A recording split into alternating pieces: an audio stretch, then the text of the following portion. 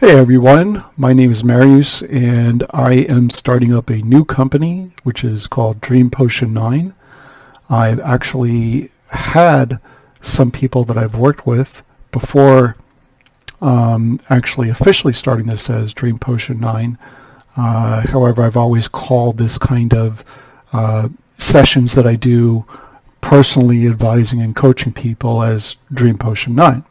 So now's the time where I'm making this a real company. So DreamPotion9, the objective of DreamPotion9 is to help people transform their lives. Whether you have a health issue, whether you have dissatisfaction with your job, whatever the case may be, if there's a way that you want to transform your life, my goal is to assist you in finding a way to transform your life. Now, DreamPotion9 is primarily some free material, some courses that I put together on video, which you'll be able to purchase. But I also do personal sessions with folks. And I'm excited to be offering all this to you today. However, I do want you to know my story and why I think that I might be able to help you. So let me tell you a little bit about me. In my personal experience, I have been able to transform myself multiple times on a variety of different things. When I was a teenager, I lived in Israel, having grown up in the United States, and we moved to Israel, and then I moved myself back to the United States. And so obviously a lot of transformation came between those moves between country and country. But some of the more personal things, I gained a lot of weight probably as I reached my 30s. And beyond, up until my 40s. And at one point I got up to 300 pounds in 2014. And I really saw the need to start working on transforming myself, taking care of myself, doing better health-wise, and on my dealing with my weight issues.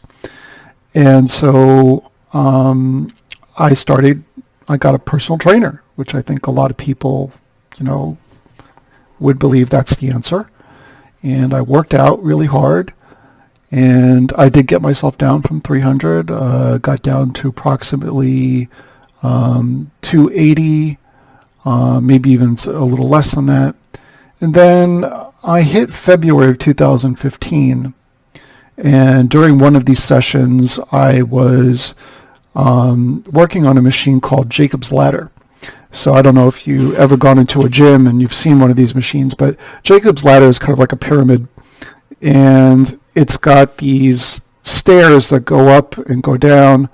And so you're on one side and you're kind of trying to climb the ladder, and so you keep on pulling on the rungs as you climb, and you're supposed to do that consistently. That's how you get the workout. And at some point, I had a 1-hour training session scheduled with my trainer. I think half an hour was supposed to be Jacob's Ladder, and then the other half was supposed to be a bunch of other stuff that I was supposed to do. I think she had weights and some other stuff planned for me, but I reached the end of the first half with the Jacob's Ladder, and I said to myself, oh my God, I can't do this anymore. I thought it was just because I was having a hard time, not anything more serious than that. And then I got off. My trainer said, okay, you can go. And I got out of there. And to be completely honest, the stupid thing is I went into a McDonald's and I got some food. So that was mistake number one. Number two, I drove off and I wasn't feeling good. I thought I had some sort of indigestion, and I pulled over to the side of the road, and I got out of the driver's side and I went into the back passenger seat, and I laid down, and I crumpled up. I was just like in a ball, and I thought, this will pass. I've had cases before where I hadn't felt well, and I did that, and maybe they were precursors to the heart attack, and I had some tightness in my chest beforehand. But in any case, I decided, okay, it'll pass, and after 15 minutes, I felt a little bit better, and I decided, okay, I'm going home. And the drive is approximately about half an hour from my old job to where I lived, and I made it, and I got through my front door. I went all the way to my bedroom, which crosses the kitchen, went all the way to the bedroom, and I decided, I really need a drink. And I went to get some water from back, again, where the kitchen was, near the entrance. And about halfway there, I realized that I wasn't doing too well, again. And my cell phone was back in the bedroom which I had just left. And between the kitchen and the bedroom, I thought to myself, I might need to call 911 here. I'm not feeling good. And I thought, well, I'm never going to make it to get the water and get back to the bedroom. There was a part of me that was still thinking, okay, maybe I should go get the water. No. So I turned around and I went back to the bedroom, and I called my mother, who thought I was crazy. She was like, "Why are you calling me? Call 911." And I don't know, for some reason, I guess I just thought I had to tell her, but I still didn't really think it was an issue. I'm still, it'll pass, right? It'll pass. And so I went and I waited it out, and I felt after a while, dude, you really need to call 911, speaking to myself. And I think I called my mom right before I called 911 again. Again, she said, go call 911, which I did. The guys came, and I felt kind of embarrassed because, I was, again, pretty overweight, and they would remove your shirt and stuff like that. And, had a bunch of people around me. So obviously this wasn't a very comforting kind of scene for me. And they said, you might be having a heart attack. And just the way that they said it casually, I was like, okay, but they really don't think it's a heart attack, right? So I got in the ambulance, and they took me to Fairfax Hospital.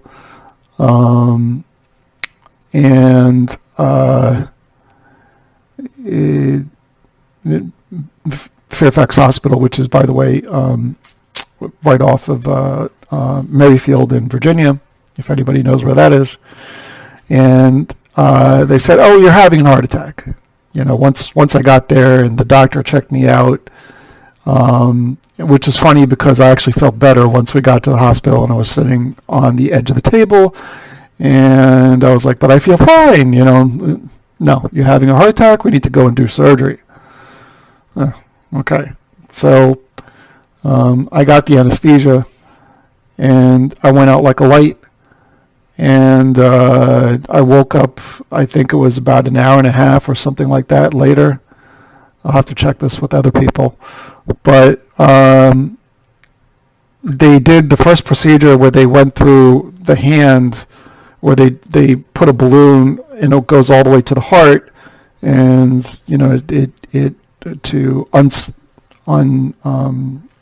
one of my arteries was clogged, so the balloon just opens it up. And so this was the first procedure that they had done at Fairfax Hospital that wasn't through the groin, because normally it's through, there. It's through the groin and not through the hands. To make a long story short, I had a lot of health issues back at the time, And so this second transformation that I had to do was to lose the weight and to shift my life. And that really didn't happen in earnest probably until 2017, 2 years later. And at that point, I did lose a lot of weight. A lot of that was through help. I returned to my parents' house, and my mom would put together meals, and my stepfather would put together meals, and I went all the way down to, I think, probably 220 or something like that. Excuse me. But it was a hell of a journey. And to make a long story short, I've had my troubles where I've gone back up. I made it back down. But now I'm on the right track again. And I wanted to share this journey with folks because I really have learned some tools along the way to help me get to where I want to go. You know the old saying, which is that always do what you've always done. You'll always get what you've always got. And so I really needed a radical change. And so one of the things that I started doing back at the time was that I did these videos where I'd walk around the neighborhood and I'd have my cell phone with me, and I would just hold up the cell phone while I was walking, and I would talk to myself and make my little diary and stuff. And I put all this stuff on YouTube, and guess what? People were actually watching this without my even knowing it. I mean, I look back now at videos that I haven't touched in a couple of years, and there are people that have been watching this, which is total surprise. I mean, I have a business now where I purposely put stuff up and I get less views. Not that I advertise it, but it just goes to show that there was something really powerful that was going on at the time with what I was doing in journaling, chronicling my own experience. And so in that kind of time capsule, I've done other things, and now I have a digital media marketing business, which I have a couple of clients on retainer and some projects that I do. But I really hadn't given it any thought as to this journey that I went through. And it occurred to me the other day when I saw other people doing this thing online where they had training and they had booklets and they had all sorts of information out there that this could actually be an educational thing, that I could do something and transfer some of the tools that I have that I've used in order to improve my circumstance. Now, I'm not a life coach, full disclaimer here. I am not a therapist. The experiences that I have are uniquely my own, and I want to share them with people because I think that they can be relevant to people that are in not even necessarily the same circumstance, but just need to have that transformation in their life, that need some sort of methodology behind the madness. Because it's first of all, it's extremely hard to lose weight just in itself. That's something that a lot of people struggle with, whether it's dieting or whether it's programs or, I don't know, just all sorts of different things that, exercise machines. There's so many people that just have so much trouble losing weight. But I truly believe that if you have the right mindset and if you have the right plan, I think that's the real important part, is that you have to have a plan on how you're going to change yourself. And so there are some tools that I've been using that I want to share with folks. I want to give them what I feel is probably the best shot in order to transform their lives through purposeful changes. Of course, the one thing that comes hand in hand with purposeful changes is that, unlike taking a pill, which obviously there's body chemistry and things can change through taking certain things, but doing the actual transformation yourself, in other words, using your mind and your planning in order to overcome the things that keep you from losing weight or from transforming your life, is very important. And by the way, one of the other things that happened with me is that besides the weight problem, way back in the day, I used to do databases and I used to work at an association, and I was miserable. I managed membership, and my life was very logical. It wasn't very creative. I really didn't feel like I was making anything special, although I did databases, which helped a lot of people, and automated things and whatnot. And there's some satisfaction to being able to make life easy for people, but it really wasn't creative in the way that I wanted to be creative. It was something that was just very logical and didn't have any beauty to it, at least in the way that I felt.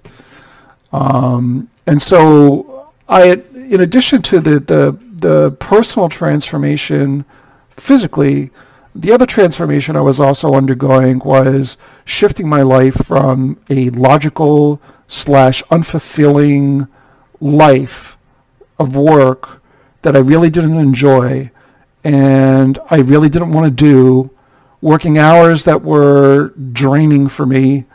And at the end of the day, I felt that I was trapped, which that might be another thing that folks might feel. And so that part of the transformation was going from the logical and the organized me to the creative. And that expresses itself in all sorts of different ways. I'm on my way to writing 3 books, one of them which is fairly completed. And eventually I would like to get that published. That's one area of creativity. The other thing that I'm doing now is the digital media marketing. That's another area of creativity. And I'm doing this, which is, sharing my experiences. And all those things are feel-good things. There's another thing I'm doing called the Music Roundtable on Facebook. Plug. And that is not, I don't make any money with that. But what I do is I talk about music, which I've always loved since I was a kid, and I used to pretend I was one of the Beatles and stuff, or Jimi Hendrix with the hair. I have a photo when I had the sleeping fro when I was a kid and playing guitar. And so I always loved music, and I always wanted to get into it in some way, shape, or form. And so the digital media marketing and this music roundtable that I was involved in, it allowed me to start writing about music and writing about, the different songs and different artists and unique performances and just all sorts of things that, I never could do in my professional life. And so all of these things have given me an immense amount of satisfaction.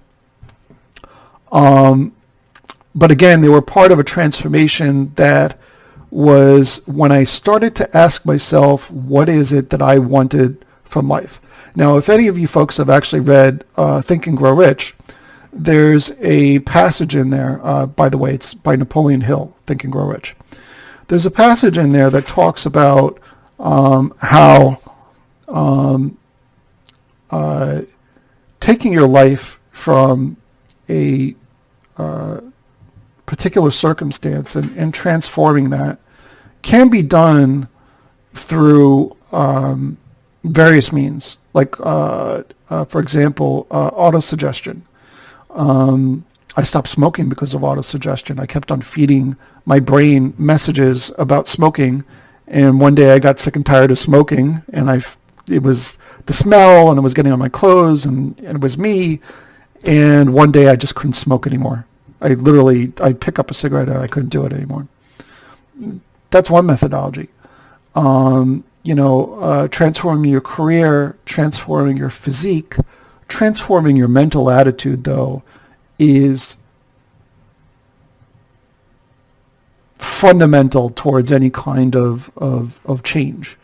And so what I would like to convey to folks here that are watching this, who want to transform their lives, the very first thing, the very first requirement that's asked of us, going back to Think and Grow Rich, life asks a price of whatever it is that we want. There's a literal price that we have to pay. And so for me, that payment, in order to have transformation, was the very first fundamental was making the decision that I wanted to change. Now, that sounds very simple, doesn't it? It doesn't sound like, oh yeah, sure, I want to get rich, or yeah, sure, I want to change myself, or yeah, sure, I want to buy a house. People say stuff like that all the time, and yet the gravity of that decision, the fire behind that thought, needs to be so strong that it overrides everything else. And there's no two ways about it. You can't simply say, oh, I'm going to lose weight. Sure, I will. Now, if you heard the tone of my voice, really, did you buy that? I wouldn't. So it's like you could convince yourself of something, and it didn't have the determination, right? And then again, I could say, I will lose weight. I mean it, but you know what? That's still not a burning desire. I will lose weight. Now, that is a burning desire. So I don't know if you folks heard that 3 times, but it escalated each time. Now, sometimes when we start out with something, the burning desire is not there from the start. The steel of the mind has not been set. And so that can be built, though. So, for example, if you feel like you don't have the power to overcome something, if you feel like you are don't know where to go and you're starting down a path, but you don't feel that strength in the statement, you can, but you got to build it and build it and build it. And so what DreamPotion9 is about, it's about teaching you how to go from I want it to I want it. It's a teachable thing. And it's not something where you have to feel like, you don't have the willpower or the desire. Well, willpower is a funny thing. Like if you send somebody to Mars, I use this analogy all the time. If you send somebody to Mars and he's the most dedicated, strong-minded researcher, it's like Castaway, Tom Hanks. You put him on an island. You put anybody on an island, what happens is that by human nature, most of us need some sort of community, some sort of connection. But even the people that can work in a vacuum, even they would feel the effects of this after a prolonged period. It is not easy to do things by yourself. And I would argue that sometimes what we call willpower or determination in reality is simply having a good community around us. Having your brothers, your sisters, your parents, your cousins, just your friends, people, the guy down at the grocery store, people that know who you are and can hold you to the fire when it comes to, You know, you said you'd do this and you really haven't done that. Why not? You know, we're social beings. And what happens is that when people start holding your feet to the fire and stuff, things start happening. You know, now there's a difference between somebody nagging you about something or, you know, just doing it because, you know, they want to be there and tell you what you're doing wrong. But ideally what you want around you, whether it's, you know, whatever person it is, friend, family, stranger, you want people in your life that are going to really understand where it is that you want to go and are supportive of that. And so, you know, those people that you have are kind of like your inner circle, the ones that you know that no matter what, they're going to be on board with that process that you're undergoing. And again, having that circle, that community around you is what enables you at the end of the day to not only have motivation, but to feel that kind of social pressure in a positive way. And hopefully it's in a positive way, because sometimes what happens is that, again, right, we have people that say negative things and they don't support you, or they say, oh, that's not realistic, or oh, you can't do that. Whatever the case may be, you know, we've got to put those people out of the way.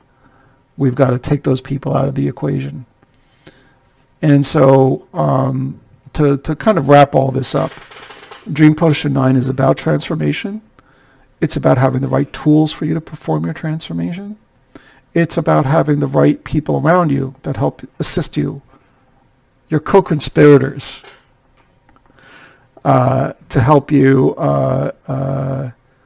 pull off the heist of the century, you know, to get you on the path to doing the things that you want to achieve. And it could be about anything. Again, weight loss. It could be about business. It could be about a project that you've had on your mind. Whatever the case may be, we all have a reason that we want to move ourselves in a better direction. And DreamPotion9 is about helping you move in that direction. But the very first thing you have to do is you have to make a decision, right? Now, there is some free stuff that I offer through DreamPotion9. There's some things that are going to be for sale for DreamPotion9. How far you take it, obviously it's up to you. I'm not here to you know, push things down people's throats. You know, there's enough free stuff. There's videos that I do, my own diary and stuff.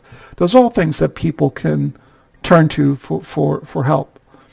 But if we're going to accomplish purposeful transformation, you know, and on purpose, I do recommend what I'll be offering here for DreamPotion9. Thank you so much for giving me the time, for listening to this video, and I look forward to seeing you again. Thank you.